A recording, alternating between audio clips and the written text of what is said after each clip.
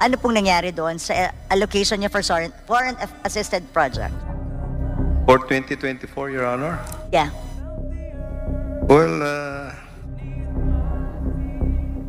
Well, we proposed actually 70 billion in our national expenditure program, but when it came out in the General Appropriations Act, we were surprised actually that there was nothing that has been allocated. Inyo bang nasilayan o nakita yung pagkamangha sa mukha ni Secretary Bonoan sa katanungan po ni bagong henerasyon Party List Representative Bernadette Herrera? At kitang-kita po ba sa mukha ni Secretary Bonoan ang kanyang pagkagulat?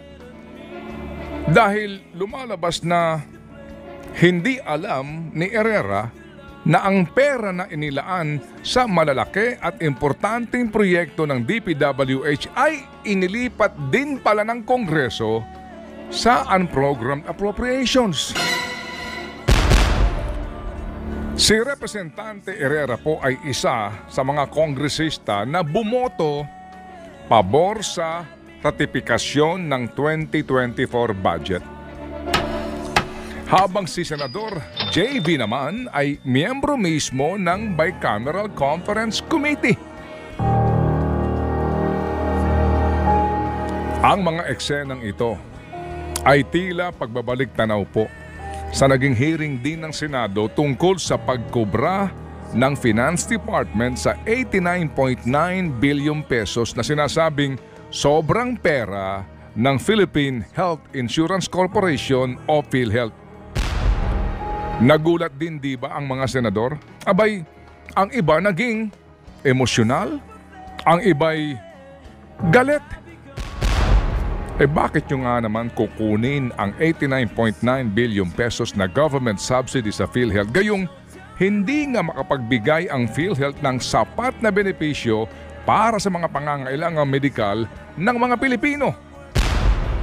May mahaba ang diskusyon, etc., etc., etc., bla bla bla. Paano po nangyari yun? Sino ba ang nagbigay ng pahintulot para magawa ito ng Department of Finance? Hindi po ba't kayo rin inaprubahan ninyo sa pamamagitan po ng ratifikasyon ang pinal na bersyon ng budget na dumaan sa Bicameral Conference Committee? At doon sa BICAM na ito, inilagay ang probisyon na magbibigay kapangyarihan sa Finance Department na kunin ang umano'y excess fund ng government-owned or controlled corporations kasama na ang PhilHealth. Ang paghahanda po sa taunang pambansang budget ay napakahabang proseso. Maraming government hours at government resources ang inuubos dito. Malaking gastos din ang pagbuo sa pambansang budget. Sa bawat